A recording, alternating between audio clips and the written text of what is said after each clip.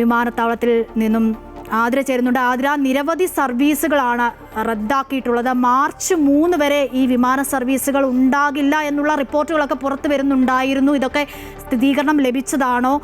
നിരവധി സർവീസുകൾ റദ്ദാക്കിയിട്ടുണ്ടല്ലോ.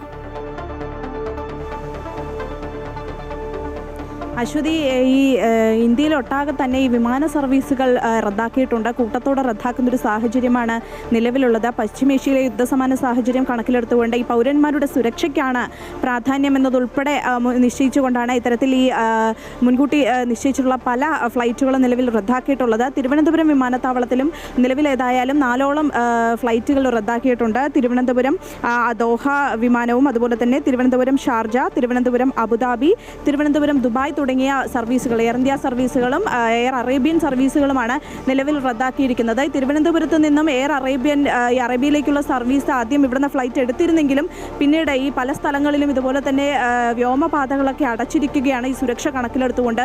അതുകൊണ്ട് തന്നെ വിമാന സർവീസ് വീണ്ടും തിരുവനന്തപുരം വിമാനത്താവളത്തിലേക്ക് തിരിച്ചുവിടുന്നൊരു സാഹചര്യമൊക്കെ തന്നെ ഉണ്ടായിരുന്നു. കേരളത്തിൽ ഉൾപ്പെടെ ഈ പശ്ചിമേഷ്യയെ സംബന്ധിച്ചിടത്തോളം കേരളത്തിലെ നിരവധി ആളുകളാണ് പശ്ചിമേഷ്യയിൽ ഉൾപ്പെടെ ഉള്ളത്. പലരുടെയും കുടുംബം ഉൾപ്പെടെ അവിടെയാണ്. നിലവിലേതായാലും ഈ തിരുവനന്തപുരം അന്താരാഷ്ട്ര വിമാനത്താവളത്തിൽ ഈ ഫ്ലൈറ്റുകൾ റദ്ദാക്കിയതിനെ തുടർന്ന് യാത്രക്കാരെ വളരെ ദൂരത്തു നിന്നും തമിഴ്നാട്ടിൽ നിന്നും അതുപോലെ തന്നെ സംസ്ഥാനത്തിൻ്റെ വിവിധ ഭാഗങ്ങളിൽ നിന്നും എത്തിയ യാത്രക്കാരാണ് ഉള്ളത്. പക്ഷേ ഇവർക്കൊന്നും തന്നെ ഔദ്യോഗികമായൊരു മെയിലോ ഇമെയിൽ സന്ദേശമോ അതുപോലെ തന്നെ ഔദ്യോഗികമായൊരു അറിയിപ്പോ ലഭിച്ചിട്ടില്ല എന്നുള്ളതാണ് ഇവിടെ നമുക്ക് സംസാരിച്ചതിൽ നിന്നും മനസ്സിലാക്കാൻ സാധിക്കുന്നത്. ഔദ്യോഗികമായൊരു മെയിലിലൂടെ ഒരു അറിയിപ്പ് ലഭിക്കാതെ പലരും ഇവിടെ നിന്ന് പോകില്ല എന്നുള്ളതാണ് അല്പസമയം മുമ്പ് നമ്മൾ ഇവരോട് സംസാരിച്ചപ്പോൾ മനസ്സിലാക്കിയത്. പക്ഷേ ഇപ്പോൾ മണിക്കൂറുകളുടെ ഒരു സമയമായി ഈ എയർപോർട്ടിൽ തന്നെ ആളുകൾ തടിച്ചുകൂടി നിൽക്കാൻ തുടങ്ങിയിട്ട് പലരും ഇതിനോടകം തന്നെ ഇവിടെ നിന്നും നാട്ടിലേക്ക് പോകാനുള്ള ഒരു തയ്യാറെടുപ്പിലേക്കൊക്കെ തന്നെ നടത്തിക്കഴിഞ്ഞു. നിലവിലേതായാലും ഇവിടെ ആളുകൾ ഒരു ഔദ്യോഗികമായൊരു കൺഫർമേഷൻ അല്ലെങ്കിൽ ഔദ്യോഗികമായൊരു സ്ഥിരീകരണം കിട്ടുന്നതിനായി കാത്തിരിക്കുകയാണ്. അതിര, നമുക്ക് ദൃശ്യങ്ങളിൽ കാണാം, ആതിരയുടെ അടുത്ത് ആളുകൾ നിൽപ്പുണ്ട്. ഒരുപക്ഷെ വന്നവരായിരിക്കാം, അല്ലെങ്കിൽ പുറപ്പെടാൻ നിൽക്കുന്നവരായിരിക്കാം. അവർക്കൊക്കെ ഒരു ആശങ്കയായി കാണും. കാരണം പൊടുന്നനെയുള്ള ഒരു ആക്രമണമാണ് ഇന്നുണ്ടായത്. എങ്കിൽ പോലും ഔദ്യോഗിക സ്ഥിരീകരണം ഒന്നും നൽകിയിരുന്നുമില്ല. അപ്പോൾ ഈ യാത്രക്കാരൊക്കെ വലഞ്ഞ സാഹചര്യമാണ്. അവരുടെ എന്തെങ്കിലും പ്രതികരണങ്ങൾ തേടാൻ കഴിയുന്നുണ്ടോ?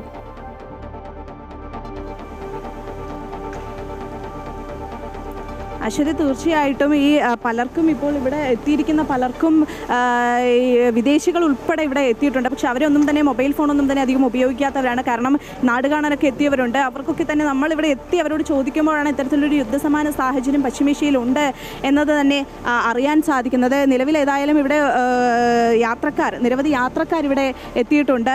ചേട്ടാ, ഏത് ഫ്ലൈറ്റിന് പോകാനായിരുന്നു? അബുദാബി.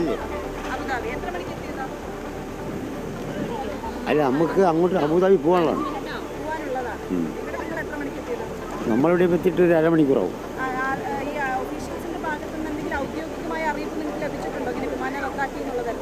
ഇല്ല ഇല്ല, അങ്ങനെ ഇല്ല. ഇത് കക്ഷി അബുദാബി പോകണം, കൊണ്ടാക്കിയിട്ട് നമ്മൾ തിരിച്ച് പോകണം, നാട്ടിൽ പോകണം. ഇല്ല ഇല്ല ഇല്ല ഇല്ല അത്തരത്തിൽ തന്നെയാണ്. കാരണം ഔദ്യോഗികമായിട്ടുള്ളൊരു അറിയിപ്പ് ഇവർക്ക് ലഭിക്കണം എന്നുള്ളതാണ്. കാരണം പലരും യാത്രക്കാരിവിടെ പല ദൂര സ്ഥലങ്ങളിൽ നിന്നും എത്തിയിട്ടുള്ളതാണ്. ഈ റദ്ദാക്കി എന്നുള്ള കാര്യം ഇവർക്ക് അറിയിക്കുന്നുണ്ടെങ്കിലും ഒഫീഷ്യലായിട്ടുള്ളൊരു മെയിലോ ഇത് സംബന്ധിച്ച് മറ്റ് കാര്യങ്ങളൊന്നും തന്നെ ലഭിച്ചിട്ടില്ല. അതുകൊണ്ട് തന്നെ ഒരു സംശയത്തിലും ആശങ്കയിലും തന്നെയാണ് ഇവിടെ ഏതായാലും യാത്രക്കാരൊക്കെ തന്നെ നിൽക്കുന്നത്. അതിൽ അധികൃതർ എന്താണ് പറയുന്നത്? എന്നുവരെയാണ് ഇത്തരത്തിലുള്ള ഒരു സാഹചര്യം, അല്ലെങ്കിൽ എപ്പോൾ ഇവർക്ക് പോകാൻ കഴിയും, അത്തരത്തിലുള്ള എന്തെങ്കിലും സൂചന നൽകുന്നുണ്ടോ? മാർച്ച് 3 വരെ എന്നുള്ള സ്ഥിരീകരണമല്ലാത്ത റിപ്പോർട്ടുകളൊക്കെ ഉണ്ട്. എങ്കിൽ പോലും അധികൃതർ എന്താണ് പറയുന്നത്?